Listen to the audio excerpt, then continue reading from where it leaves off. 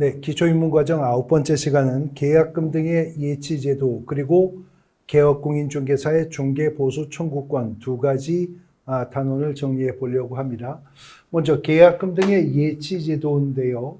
이 계약금 등의 예치권고제도는 공인중개사법이 31조에 두고 있는 제도로서 부동산학개론 시간에 에스크로우라고 하는 거 공부하시게 될 건데 그 에스크로우 제도가 좀 변형된 형태로 공인중개사법에 도입된 제도라고 보시면 됩니다.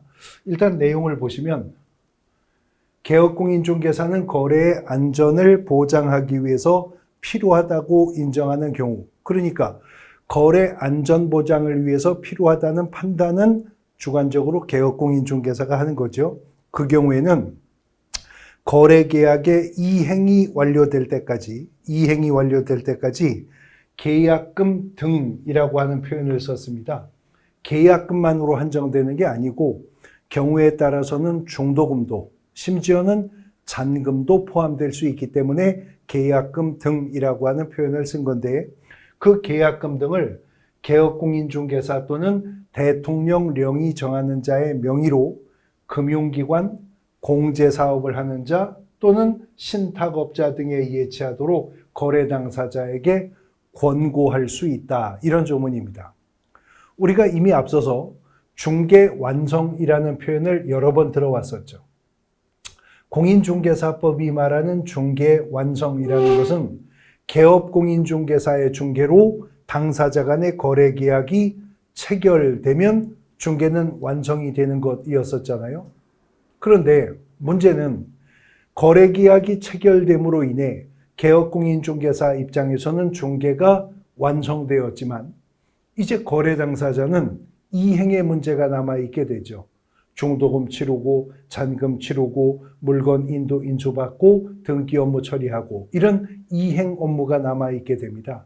근데 통상적으로 우리나라에서 부동산 거래 계약이 체결되면 이행이 종료될 때까지, 이행이 완료될 때까지 한 2달 정도의 시간이 소요돼요. 근데 이 이행 과정에서 전혀 동시 이행이 이루어지지 않기 때문에 매수인, 임대차 계약이라면 임차인 등이 권리 침해받을 위험성이 항상 상존하고 있다는 거죠. 예를 들어서 개업공인중개사의 중개로 10억 원의 건물 매매 계약이 체결되었다. 자, 매매 계약 체결로 중개는 완성되었죠. 이제 개업공인중개사는 매매 계약서 작성하고 중개대상물 확인설명서 작성해서 보증관계증서 사본과 함께 당사자에게 교부하고 설명하면 개업공인중개사는 발 빼는 겁니다. 그런데 10억 원의 매매 계약이 체결되었다면 통상적인 거래 관행상 계약 체결 시 1억 원 정도가 매수인에게서 매도인에게로 계약금 명목으로 지급될 거예요. 근데 매수인은 지금 계약금 1억 원을 줬지만 아직도 그 건물은 여전히 매도인이 점유하고 있죠. 등기사항 증명서 갑구상의 소유 명의자도 여전히 매도인인 거고요. 매수인은 받은 게 없어요. 중도금 지급일이 도래해서 매수인이 중도금 4억 원을 지급했다면 먼저 준 계약금 1억 원에 중도금 4억 원에 총 거래금액 10억 원 중 50% 해당 금액이 벌써 넘어갔는데도 아직도 그 건물은 매도인이 점유하고 있는 상태고 등기사항 증명서 갑구상의 소유 명의도 매도인에게 여전히 남아있는 상태죠. 그러니까 이행 과정에서 이 계약이 무효되거나 취소되거나 해제가 되거나 심지어는 이행 과정에서 악의적으로 매도인이 또 다른 자에게 이중 매도하고 그 자가 먼저 등기를 쳐버리거나 뭐 이런 문제들이 발생할 수가 있다는 거죠. 그러니까 개업공인중개사가 거래 안전을 보장하기 위해서 필요하다고 판단하면 계약금이나 중도금이나 또는 잔금까지도 거래 당사자에게 예치를 할 것을 권고할 수 있다라는 제도입니다. 권고할 수 있다니까 권고하지 않았다고 해서 개업공인중개사가 의무를 위반하는 것은 아니라는 겁니다. 또 한다 하더라도 당사자에게 권고할 수 있을 뿐이지 강제할 수 있는 것이 아니기 때문에 매도인, 임대인 등이 개업공인중개사의 권고를 수용하지 않으면 예치권고제도는 작동하지 않을 거라는 거죠. 그런데 만일 개업공인중개사가 거래 안전을 보장하기 위하여 필요하다고 인정해 거래 당사자에게 계약금 등을 예치할 것을 권고했고, 이러한 개업공인중개사의 예치 권고를 매도, 임대, 의뢰인 등마저도 수용해서 계약금 등이 예치가 된다면 그 예치되는 계약금 등은 개업공인중개사의 명의로 예치할 수도 있고 대통령령으로 정하는 자의 명의로 예치할 수도 있다. 그러면 일단 개업공인중개사가 예치 명의자가 될 수 있음은 법률로 확정한 거죠.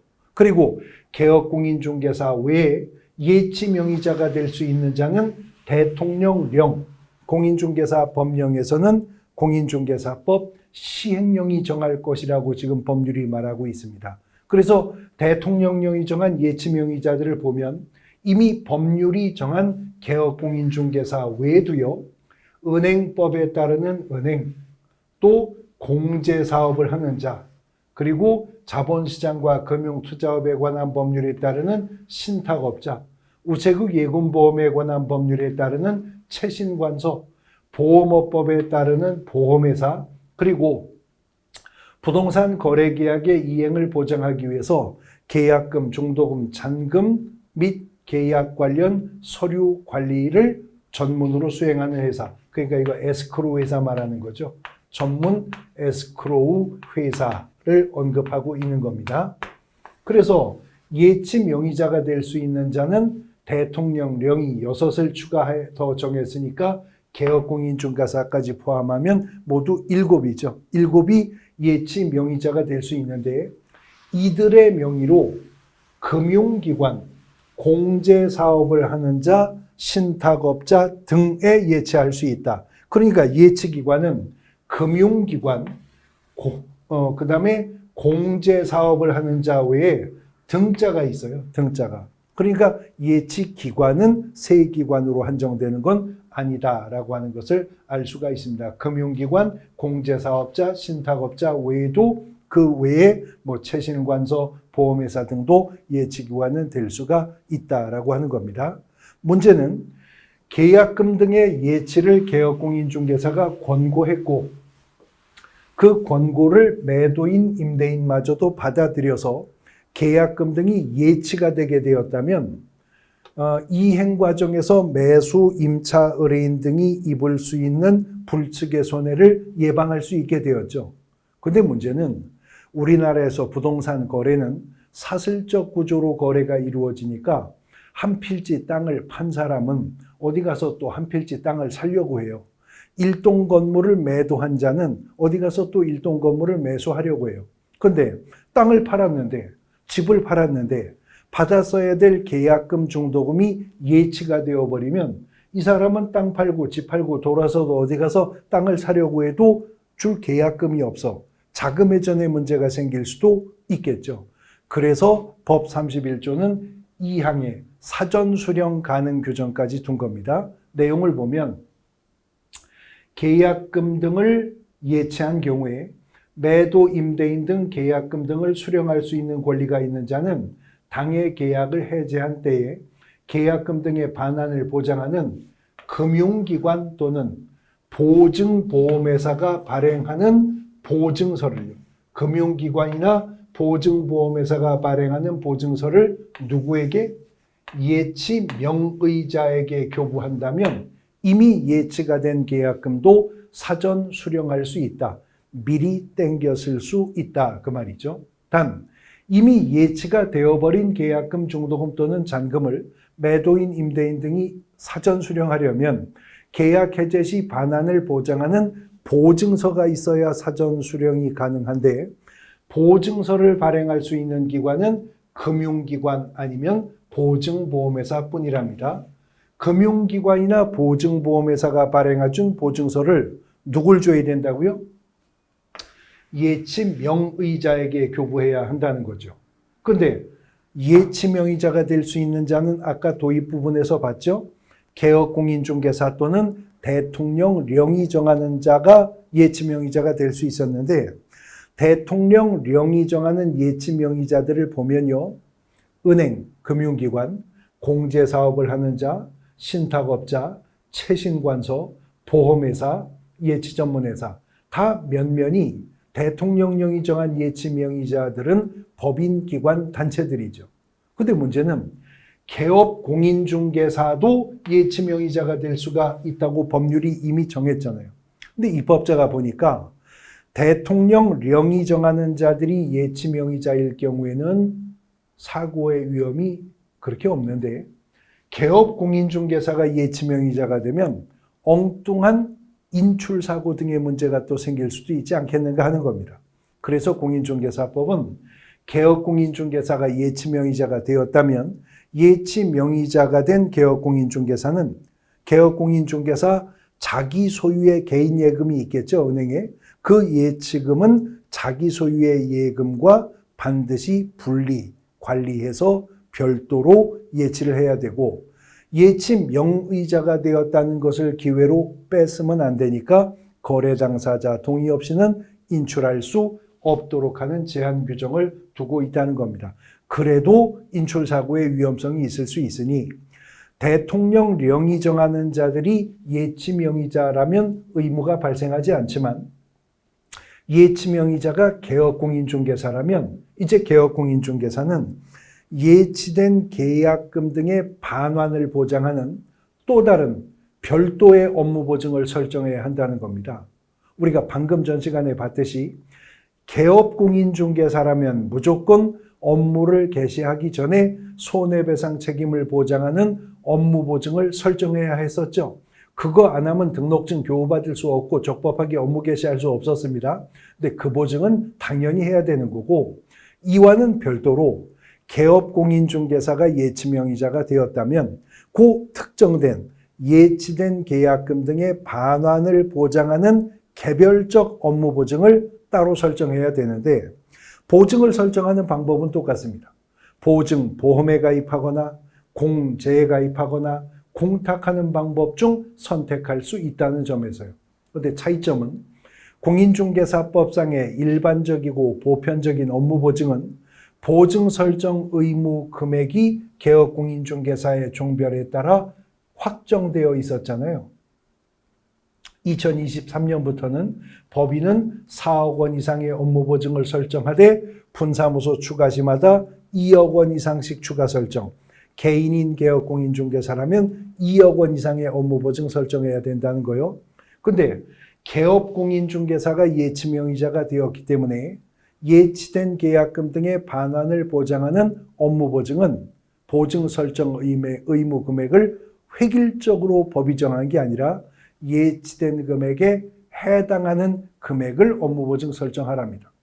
그럼 예를 들어서 토지 매매 계약을 중개하고 있는 개업공인중개사가 계약금 1억 원과 중도금 4억 원을 개업공인중개사 명의로 은행에 예치하기로 합의를 했다. 그러면 계약금 1억 원에 중도금 4억 원, 도합 5억 원이 예치되죠. 그러면 개업공인중개사는 예치명의자가 되었다면 5억 원짜리 보증, 보험에 가입하거나 5억 원짜리 공제에 가입하거나 5억 원을 공탁을 해야 될 의무가 개업공인중개사가 예치명의자가 되었을 때는 발생하게 될 것이다 하는 것입니다. 계약금 등의 반환 채무 이행 보장이라고 하는 제도 살펴보신 거고요. 이제 중개보수 청구권이라고 하는 부분입니다. 사실 현장 실무상 개업공인중개사가 부동산 중개를 하는 이유는 돈 벌려고 하는 거죠. 그러니까 개업공인중개사는 중개를 업으로 하는 겁니다. 영업을 목적으로 하는 것이라고요. 그래서 실질적으로 현장 실무상 개업공인중개사가 중개업을 하는 이유는 중개보수 청구권이라는 것을 행사할 수 있기 때문에 중개업을 하는 것인데 그러면 그러한 개업공인중개사의 중개보수 청구권은 언제 발생하는 것이냐라고 하는 건데요.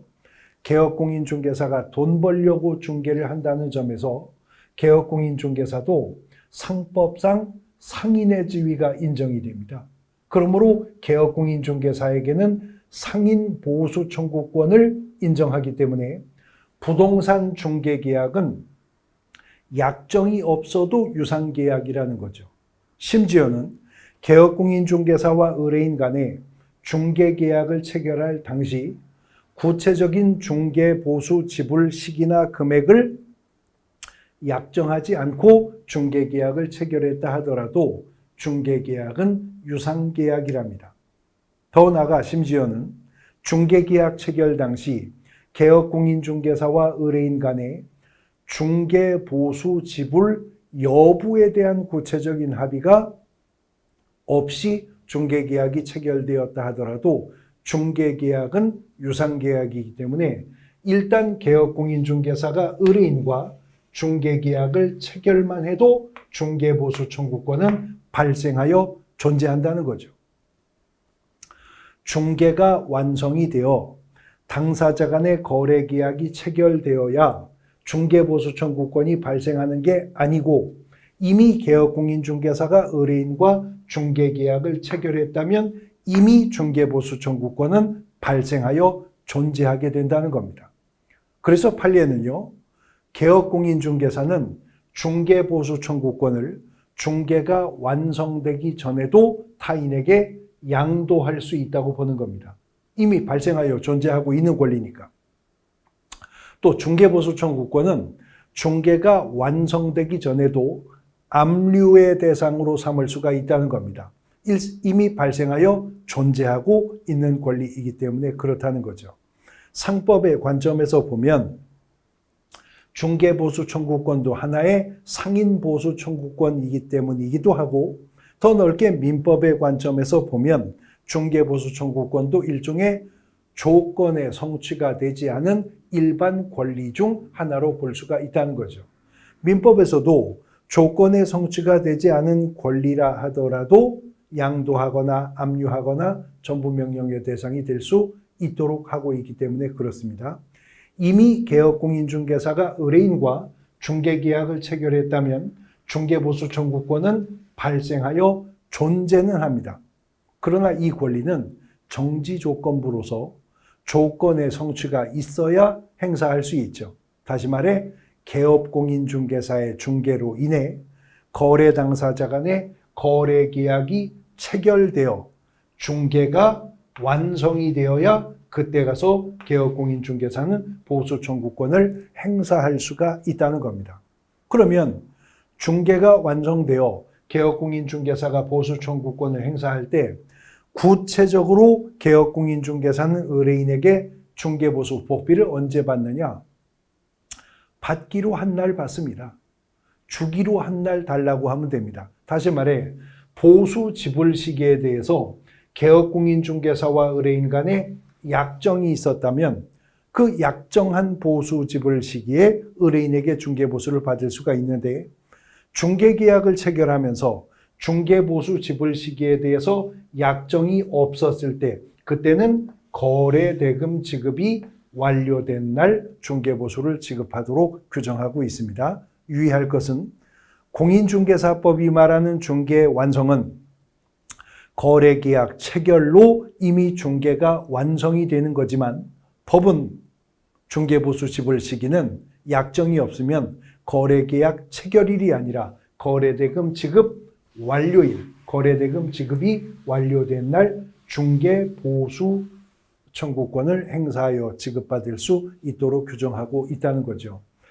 공인중개사법이 말하는 중개보수 청구권은요, 중개가 완성되었을 때 행사할 수 있다고 했는데 중개 완성은 거래계약 체결로 이미 완성이 되는 거지 체결된 거래계약에 이행이 종료되어야 할 것은 아니라고 했었죠. 그렇기 때문에 중개 완성의 결과로 체결된 거래계약이 이행 과정에서 무효되어도 취소되어도 해제가 되어도 그래서 이행이 종료되지 않아도 개업공인중개사는 중개보수 받을 수 있습니다. 그런데요, 개업공인중개사의 고의 또는 과실, 즉 귀책사유 때문에 중개 의뢰인 간의 거래행위가 무효, 취소 또는 해제되었다면 그때는 보수 청구권은 소멸할 거라는 거죠. 개업공인중개사의 업무상 고의나 과실 때문에 거래계약이 무효되었거나 취소가 되었거나 해제가 되었다면 보수 청구권은 소멸한다. 이미 받았었다면 반환해야 될 것입니다. 아직 받지 못한 상태라면 보수 청구권은 소멸했으니까 더 이상은 지급 청구를 할 수가 없게 될 것이고요. 근데 이 말을 바꿔 말하면 비록 의뢰인 간의 거래 행위가 무효되거나 취소되거나 해제가 되었다 하더라도 그게 개업공인중개사의 업무상 고의나 과실 때문이 아니라 당사자 간의 이행 과정에서 합의 해제했다거나 당사자 일방의 이행지체 문제 등으로 무효 취소가 되었다거나 이런 원인으로 계약이 무효 취소 해제되었다면 계약은 이행이 종료되지 않았어도 개업공인중개사의 중개로 거래계약은 체결되었었기 때문에 개업공인중개사는 중개보수를 받을 수가 있다는 거죠. 개업공인중개사가 의뢰인에게 중개보수를 받을 수 있게 되었다 하더라도 중개보수는 법이 정한 범위 내에서 중개보수를 받게 되는데 중개보수는요.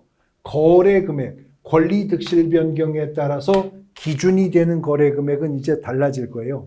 이 거래금액에다가 일정한 요율을 곱하여 산출액이 나오면 산출된 금액을 개업공인중개사는 거래 당사자 쌍방에게 각각 받습니다. 의뢰인 쌍방으로부터 각각 받되 단 적용한 요율 옆에 한도액이 구간별로 주어질 수 있는데 한도액이 있다면 한도액 범위 안에서 산출된 금액을 의뢰인 쌍방으로부터 각각 받는다. 다시 말해서 권리득실 변경에 따라 요율에 적용할 기준 금액이 있어요.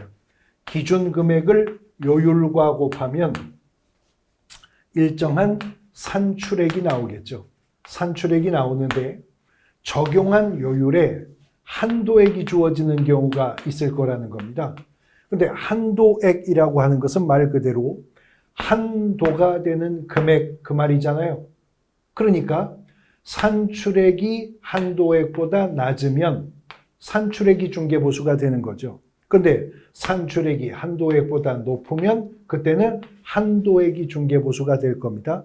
공교롭게 기준금액을 요율과 곱한 산출액이 한도액과 같다면 한도액까지는 받을 수 있어요. 그러니까 정리하면 산출액이 한도액과 같거나 높으면 한도액이 중개보수, 산출액이 한도액보다 적으면 산출액이 중개보수가 될 건데 이렇게 확정된 중개보수는 개업공인중개사가 거래 당사자 양 의뢰인에게 어떻게 받는다고요?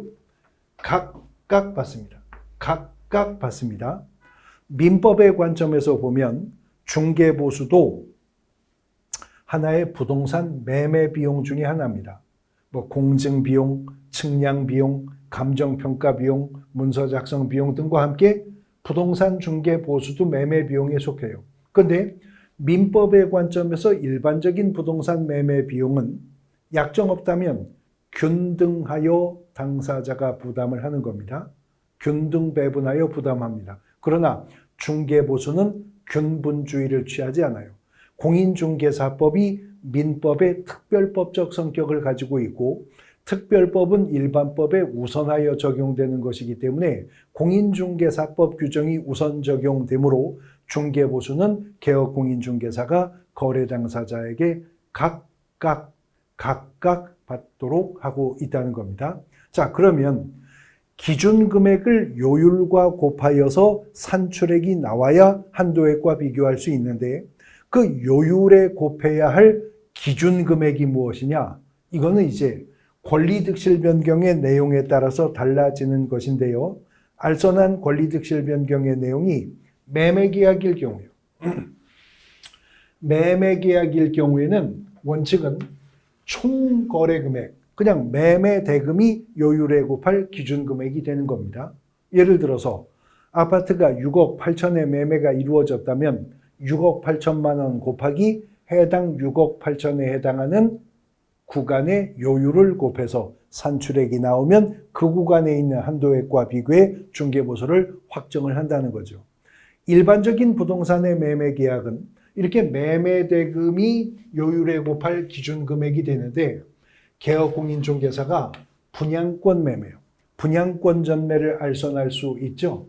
이때는 총 분양가가 요율에 곱할 기준 금액이 되어서는 안 되고 분양권 전매 당시 기납입된 금액이 있겠죠.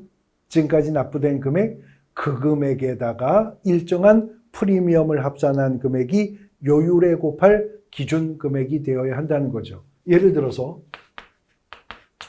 총 분양가 5억 원짜리 분양권입니다. 총 분양가 5억 원짜리 분양권인데 지금 분양계약금 5천만 원, 1차 중도금 5천만 원, 2차 중도금 5천만 원, 3차 중도금 5천만 원까지 납입한 상태에서 분양권 전매가 이루어지는데 이 분양권의 프리미엄이 P가 5천이 붙어 있다. 이런 분양권 전매를 알선했다고 개업공인중개사가 총 분양가 5억 원 곱하기 요율, 한술 더 5억에 P 붙여 5억 5천 곱하기 요율 이렇게 계산하면 안 되고 총 분양가가 5억 원이라 하더라도 분양권 전매 당시 기납입한 금액은 2억 원이죠. 거기에 프리미엄 5천을 더한 2억 5천이 요율에 곱할 기준 금액이 되어야 할 거라는 거죠. 단 매매를 중개하는 경우에 개업공인중개사가 중개를 하다가 보면요. 동일한 중개 대상 물에 대해서 동일한 거래 당사자 간에 동일한 기회에 매매를 포함한 둘 이상의 거래를 성사하는 경우도 있을 것이라는 겁니다. 자, 예를 들어 이런 일이 있을 수 있어요.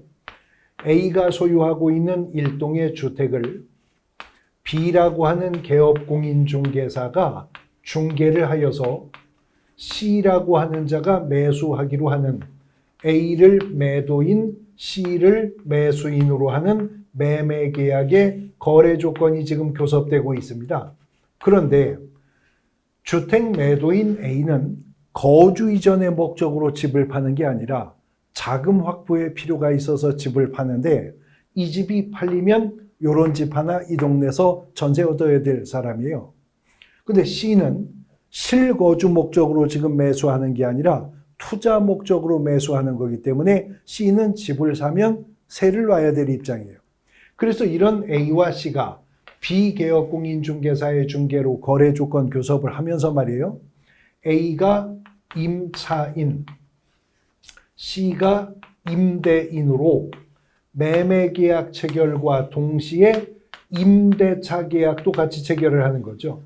그래서 A는 C에게 주택의 소유권만 이전하고 권리 이전만 하고 이른바 점유 개정을 통해 이제 임차인의 지위로 계속 거주할 수도 있죠. 자, 이런 거래를 비개업공인중개사가 중개했다면 지금 3동일의 조건이 모두 충족되고 있는 거잖아요. 동일한 중개 대상 물이죠. 동일한 거래 당사자 간이죠. 동일한 기회에 매매와 임대차가 성사된 거죠. 이때 비개업공인중개사가 A와 C에게 매매 중개보수 따로 받고 임대차 중개보수 따로 받으면 안 된다는 거죠. 이런 경우에는 매매에 관한 금액만 기준으로 해서 중개보수를 받도록 하고 있습니다. 단 3동일이 모두 충족되었을 때 그렇다는 겁니다. 그 다음 교환 계약을 중개했다면 교환 대상 부동산 중에 조금이라도 거래 금액이 큰 쪽이 있겠죠. 고액의 높은 쪽이 있겠죠. 고액의 교환가액을 요율에 곱할 기준 금액으로 삼으면 된다는 것인데 전세 계약일 경우에는 전세금이 요율에 곱할 기준 금액이 된다는 겁니다. 채권적 전세라면 전세 보증금이 요율에 곱할 기준 금액이 된다는 거예요. 이제 임대차가 문제인데 월세 있는 임대차요. 임대차의 경우에는 보증금 외에 차임이 있는 경우에는 월 단위 차임액의 100을 곱한 금액을 보증금에 합산한 금액을 요율에 곱할 거래 금액으로 한답니다. 다만 이와 같이 합산한 금액이 5천만 원 미만인 경우라면 월 단위 차임액의 70을 곱한 금액과 보증금을 합산한 금액을 거래 금액으로 하여 요율에 적용한다. 예를 들어 보증금 1,000만 원에 월 단위 차임액 월세가 40만 원인 주택임대차 계약을 중개했다. 그러면 요율에 곱할 기준 금액은요. 월 차임 40만 원 곱하기 100하면 4천만 원이죠. 이 4천만 원을 보증금 1,000만 원과 더하면 5천만 원이죠. 그러니까 이때는 5천만 원이 요율에 적용할 기준 금액이 될 거라는 겁니다. 근데 이 계약 조건에서 월세 10만 원만 깎아볼까요? 보증금 1,000만 원에 월 단위 차임액 월세가 30만 원이었다. 그러면 30만 원 곱하기 100 해봐야 3천만 원. 3천만 원에 보증금 1,000만 원을 더해봐야 4천만 원. 지금 합산해 봤는데도 합산 금액이 5천만 원 미만이죠. 미만이죠. 그러면 계산 다시 해야 된다는 거죠. 월 차임 30만 원에는 100이 아니라 70을 곱해야 됩니다. 그러면 37에 21, 2,100만 원에 보증금 1,000을 더하면 3,100이 되죠. 지금은 요율에 곱할 기준 금액은 3,100만 원이어야 한다. 월 차임에 100을 곱해서 보증금과 합산을 해봤는데도 금액이 5천만 원 미만이라면 그 거래 당사자는 영세, 임대인, 임차인일 것이니 거주 이전 등에 소요되는 비용을 최소화해 주겠다는 입법의 의도를 보이고 있는 부분인 겁니다. 자, 요율에 곱해야 할 기준 금액은 이렇게 권리득실 변경의 내용에 따라서 달리 정해지는데 이러한 기준 금액을 요율과 곱해서 산출액을 만드는 거잖아요. 그러면 요율은 누가 정하느냐 하는 겁니다. 이거는 물건이 주택이냐 아니냐에 따라서 요율을 어떻게 정해지느냐가 달라지게 되는데 먼저 물건이 주택입니다. 물건이 주택인 경우에는 국토교통부령으로 정하는 범위 안에서 시도가 조례를 통해 달리 정할 수 있습니다. 그래서 일단 공인중개사법 시행규칙이 거래 금액에 따르는 구간별 요율과 한도액을 정하고 있어요. 그 정한 범위 내에서라면 시도가 다른 요율과 한도액을 그 범위 내에서 확정할 수 있는데 개업공인중개사가 중개를 하다가 보면 중개사무소가 속한 지역의 시도조례 요율과 내가 지금 중개 완성한 주택이 속한 지역의 시도조례 요율이 다를 수가 있죠.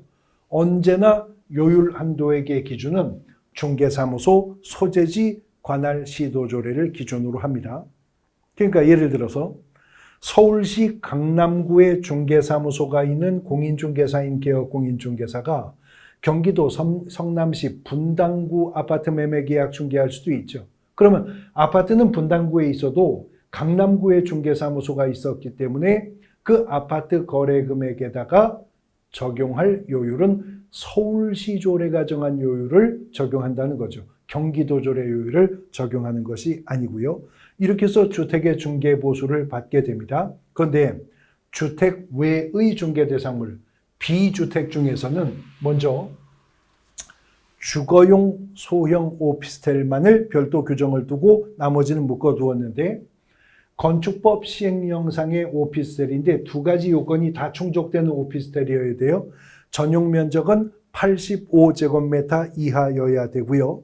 상하수도 시설이 갖추어진 전용 입식 부엌, 전용 수세식 화장실 및 목욕 시설을 갖춘 오피스텔이라면 이 오피스텔은 매매, 교환 등을 중개했다면 1천분의 5, 임대차 계약을 중개했다면 1천분의 4 범위 내에서 개업공인중개사가 의뢰인에게 중개보수를 받을 수 있고 이런 오피스텔이 아닌 그 외의 비주거용 중개대상물은 농지든 공장이든 상가든 임야든 그것의 매매든 임대차든 관계없이 1천분의 9 범위 내에서 개업공인중개사가 의뢰인과 협의하여 중개보수를 받을 수가 있다는 거죠. 단 협의만 있다면 공장 건물 임대차 계약을 알선해도 1천분의 9, 농지 매매 계약을 알선해도 1천분의 9까지는 받을 수가 있다는 겁니다. 협의가 있다면. 단 법은 1천분의 9까지 받을 수 있다고 했는데 개업공인중개사는 자기 중개사무소에 게시가 되어 있는 요율 한도액표가 있죠. 그 요율 한도액표에 비주택을 중개했을 때 법은 1천분의 9까지 받을 수 있다고 했는데 1천분의 9 범위 내에서 나는 얼마를 받을 건지 스스로 희망 요율을 정해서 명시해야 되고요. 그러니까 나는 1천분의 8까지 받겠다. 나는 비주택 중개했을 때 1천분의 7을 받겠다. 명시하고 희망 요율을 명시한 상태에서 희망 요율을 초과해서 중개보수를 받아서는 안 된다는 겁니다. 그러므로 중개보수 계산하는 문제가 나오면 일단은요, 물건이 무엇인가를 봐야 됩니다.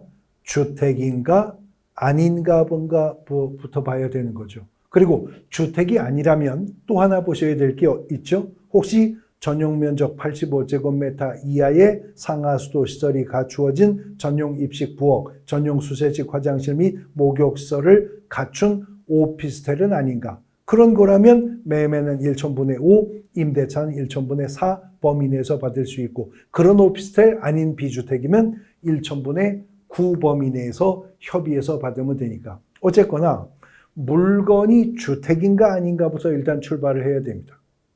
근데 개업공인중개사가 중개를 하다가 보면요, 복합 건물을 중개하는 경우가 있을 수가 있거든요. 예를 들어 1동 건물, 통건물 매매를 알선했는데 보니까 그 건물이 1, 2, 3층은 근린생활시설, 4, 5층은 주택으로 구성된 복합 건물일 수도 있죠. 그래서 이런 경우에 있어서는 건물의 전체 면적 중에서, 건물의 면적 중에서 주택의 면적이 2분의 1 이상이면 주택의 중개보수 적용을 합니다. 사무소 소재지 시도조례 요율 적용하라는 거죠. 2분의 1 미만이라면 그때는 주택 외, 그러니까 1천분의 9 범위 내에서 개업공인중개사는 의뢰인과 협의해서 중개보수를 받아야 될 것이다 하는 겁니다. 자, 중개보수 청구권에 관한 기초이론들 정리해 보셨는데, 공인중개사법 33조 금지행위에 따르면 개업공인중개사가 중개보수 외에 중개와 관련해서 유일하게 적법하게 받을 수 있는 금원이 실비였었던 거죠. 그래서 공인중개사법 33조가 법이 정한 중개보수 또는 실비를 초과하여 금품을 받는 행위를 금지한다라고 규정을 했었던 겁니다. 실비인데요, 내용 간단합니다. 원래 실비라고 하는 말은 실제 경비 그 뜻이죠. 소요비용 보전받는 게 실비인 겁니다. 그런데 공인중개사법상의 실비는요, 두 가지 명목으로 실비를 인정해 줍니다. 첫 번째는 중개대상물의 권리관계 등의 확인에 소요되는 비용이 있을 수 있죠. 이거는 개업공인중개사가 중개 완성의 대가로 받는 중개보수 외에도 실비 받을 수 있는데, 중개대상물의 권리관계 등의 확인에 소요되는 비용의 실비는 개업공인중개사가 매도, 임대, 그 밖의 권리를 이전하고자 하는 의뢰인에게 받는답니다. 그런데 앞서 보셨는데요, 이번 시간 첫 번째 테마로 보셨죠. 개업공인중개사가 거래의 안전을 보장하기 위해서 필요하다고 판단하면 거래 당사자에게 계약금 등의 예치를 권고할 수 있죠. 만일 계약금 등이 예치될 때 개업공인중개사가 예치명의자가 되는 경우가 있을 수가 있잖아요. 그러면 이때 개업공인중개사는 그 계약금 등의 예치에 소요되는 비용은 중개 완성의 대가로 받는 중개보수 외에 실비로 받을 수가 있는데, 이 계약금 등의 예치에 소요되는 비용의 실비는 매수, 임차, 그 밖의 권리를 취득하고자 하는 의뢰인에게 받는답니다. 그래서 실비는 두 가지가 있고 어느 명목의 실비냐에 따라서 실비 부담자가 달라지는데, 권리관계 등의 확인에 소요되는 비용의 실비는 이전 의뢰인이 부담, 계약금 등의 예치에 소요되는 비용의 실비는 취득 의뢰인이 부담을 합니다. 실비는요.